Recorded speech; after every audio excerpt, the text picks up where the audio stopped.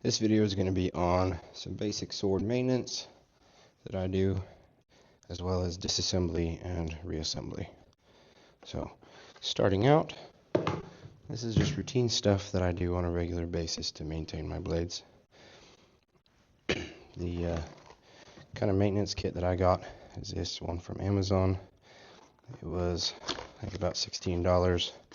It comes with a vial of oil, which is more than enough to last me for a year. I've been using it for since about July, I think, and I still have that much left. I use this regularly on all of my blades. So the oil, and then it comes with this little rust remover sponge. This works really good at removing minor spots of rust or discoloration that you'll inevitably start getting, either from repeatedly touching, if you're using any kind of a carbon steel blade, repeatedly touching it when you're doing your nodo for your sheathing process, is where I see the most tarnish happen from the oil from my hand, or from cutting, especially any kind of fruit or vegetables like pumpkins, or especially any kind of acidic fruit will tarnish your blade very quickly, especially if you don't wash it off immediately or nearly immediately with soap and water. So this guy works phenomenal at removing those. However, I will warn you, it is abrasive. So if you have a mirror polish on your blade, this will scuff the polish. That being said, I'm a martial artist, not a collector. These are tools, not collector items. Therefore, I use them as tools. I'm not worried about a little bit of scruffing from this. So, but be warned. So it comes with that, the oil obviously, and then this really nice lint-free cloth. I don't know exactly what it is. It's kind of like a microfiber type cloth, but it works really, really well. So we're just going to start by wiping the old oil off the blade.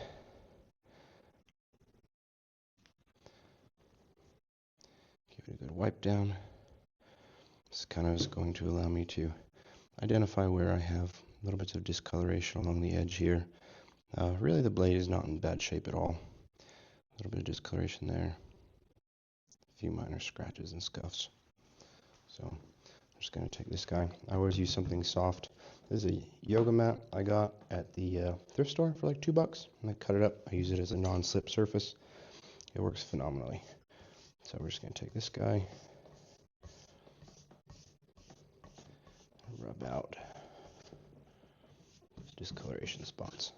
I don't know if you can see it on camera or not, but you can tell where it has already scuffed that mirror finish right there.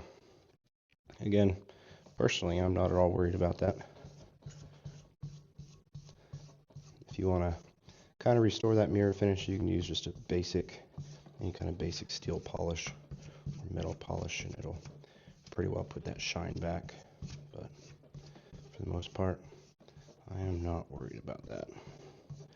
Again, I am a martial artist, and I use these as martial arts tools, not collector items. So, and just like that, those little bits of discoloration and rust have been removed. No, just kidding. There's a tiny bit of a spot here.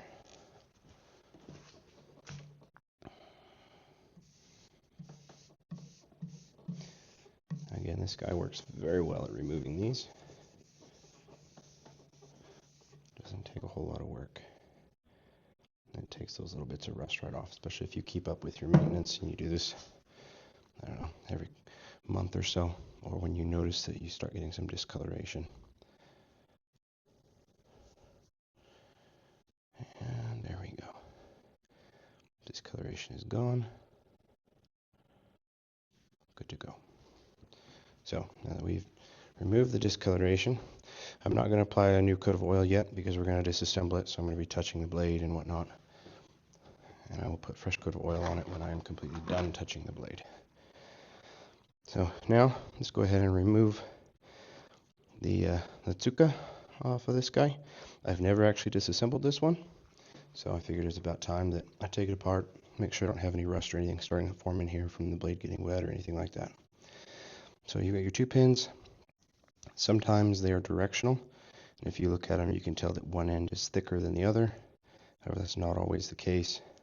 Sometimes you just have to look for which way it looks like it'll be easiest to drive it out. And this one, It'll be this way coming towards me. This one will be easiest to drive it out going away from me without damaging my Ito. So I use gunsmithing punches and hammer because that's what I have. I find that's what works really well for me. Traditionally speaking, you would normally use one of these little sets. I don't recommend this guy at all, personally. Maybe if you're a collector and your fittings fit loose, sure, maybe. Don't waste your money on one of these, personally.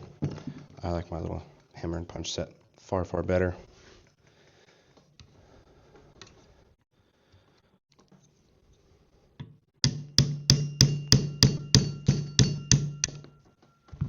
Pin came out nice and easy. It's our front pin. Back pin, we're going to drive out the other way.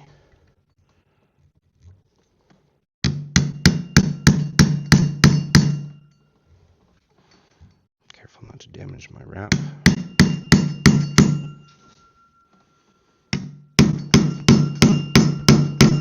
There we go.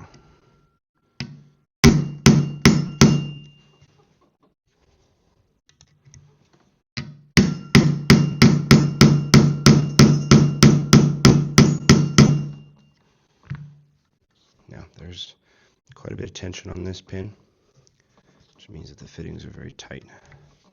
So it might be a little bit of a pain when it comes time to put it back together.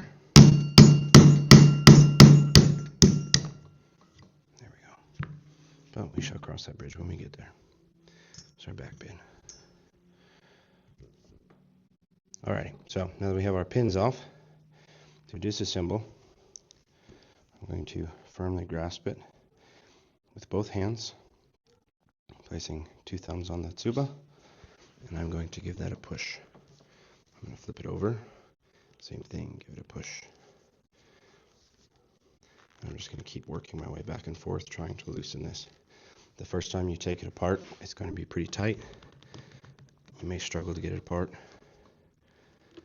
That's normal. The more times you take them apart, the easier it is to get it apart and put it back together. There we go. And she's free. And just like that, handle slides off. And there we have it. There's some wood shavings in there. And then the rest of our fittings come off.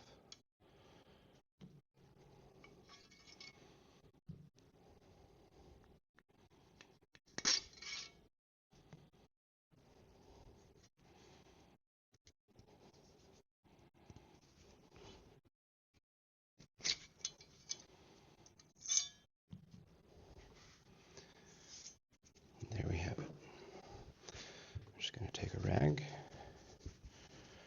I'm going to wipe this guy down.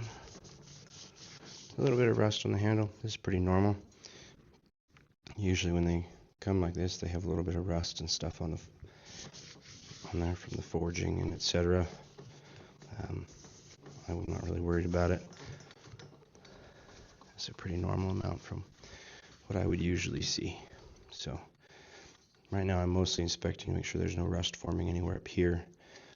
It would indicate to me that water had got down in here from when I was using it or something and was starting to cause rust or pitting in here. This stuff down in here I'm not worried about.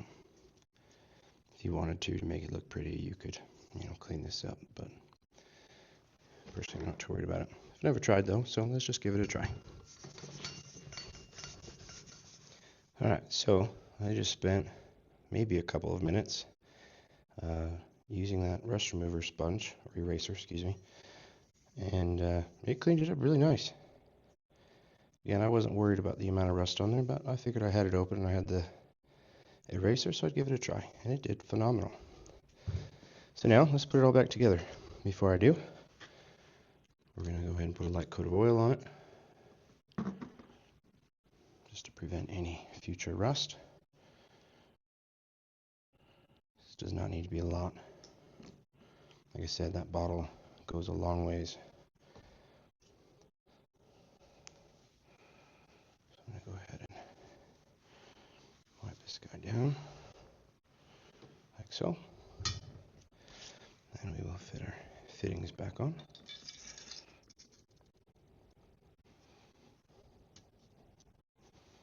Nice and snug.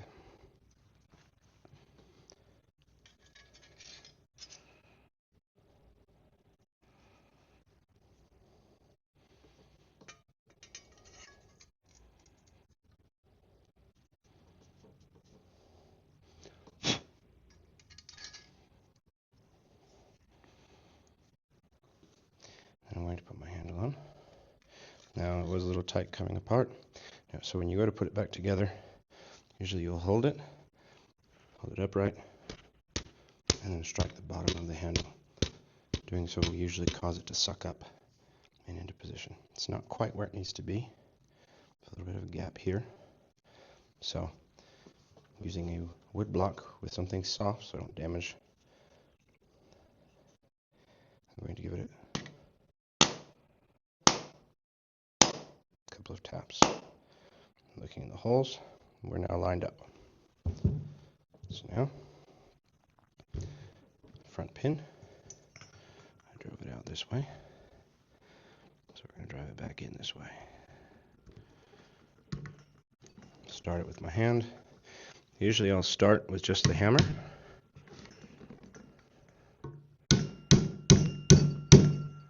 Sometimes I don't even need anything besides the hammer. And just like that, that front pin is back in. Front pin is in. Back pin we did from the other direction. Sometimes you can tell there's a little bit of a tight spot, and you can tell that the hole doesn't line up quite perfectly. So you're going to line up that spot that's already shaved down with the side where there's clearly extra metal. And I can tell I pushed it out from that side based on the hammer marks there. So I'm going to put that side back in. So it tells me that's the direction it was driven out from. Start with my thumb. Light taps to make sure it's lined up.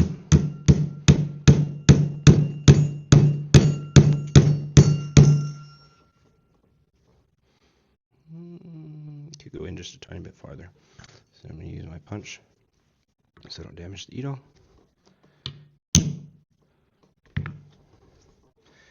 And there we have it.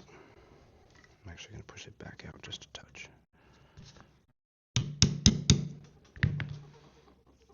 There we go.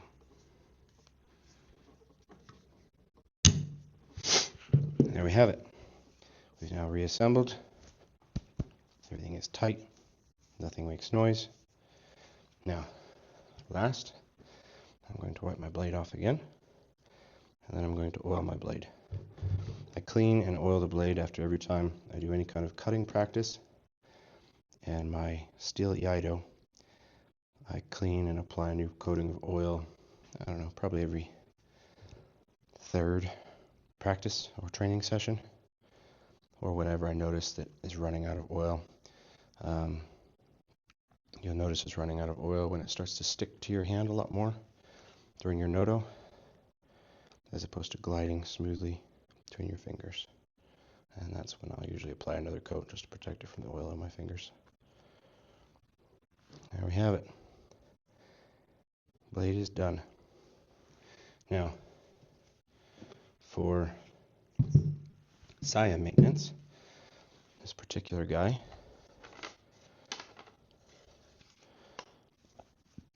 the seal is pretty loose. So if I turn it upside down, she falls out pretty easy. So to maintain that, that's pretty normal. I usually have to maintain these, I don't know, my Iaido probably every 3 weeks, 4 weeks, something like that. I'll use it until it gets to the point of completely loosely falling out. And then I'll fix it up and just kind of repeat the process. So to fix this guy, there's a few different methods you can use. Some people will put electrical tape in here. Personally, I've never had good luck putting electrical tape in there. It's not worked well for me.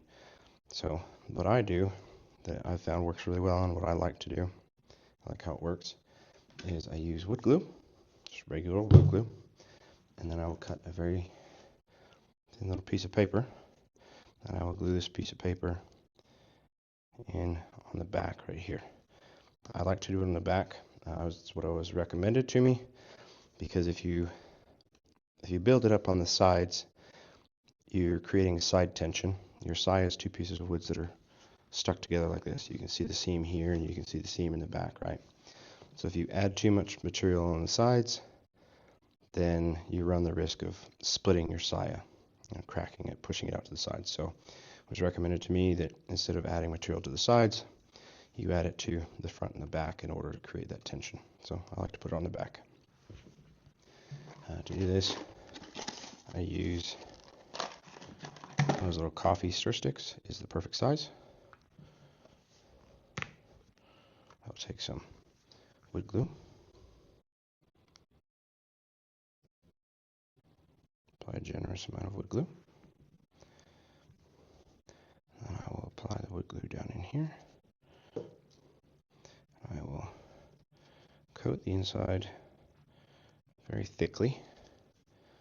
Then, using the wood glue, for this piece of paper, I use envelopes. I found they work really well, like business envelopes, junk mail that I get. They're thinner than like printer paper, so they work really well. I'm just going to take this guy, fit it down in here, and press it into place. And then I'm going to use that extra bit of glue that I have on here to coat the entire thing. Push it back in so it sits flush right there on the edge, just like so. And then that's it.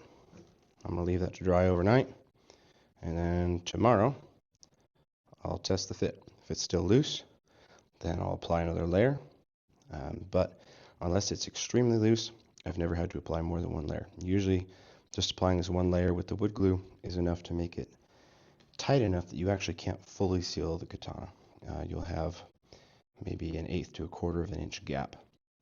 Personally, I think that's fine. Don't force it in. If you want to, you can use a little file and shave it down so that it fits perfectly. However, if you're regularly training with it, it's just going to wear down faster if you do that. So I like to have it so it fits tight enough. I've got that 1/4 to 1/8 of an inch that doesn't quite close. And then when I sheath it, I'll sheath it until I feel it is tight and it seals. And then even if there's a gap there, that's fine. I leave it. I don't force it. And then as I use it over the weeks, it'll wear down to the point that it closes all the way and seals flush. And then a week or so later, it'll start to get loose, and then I repeat the process. So there you have it. That is all of my regular routine maintenance, including disassembly and reassembly, which I only do once in a blue moon if I feel like it, or if I'm changing my tsuba or something like that, then I'll do maintenance down there.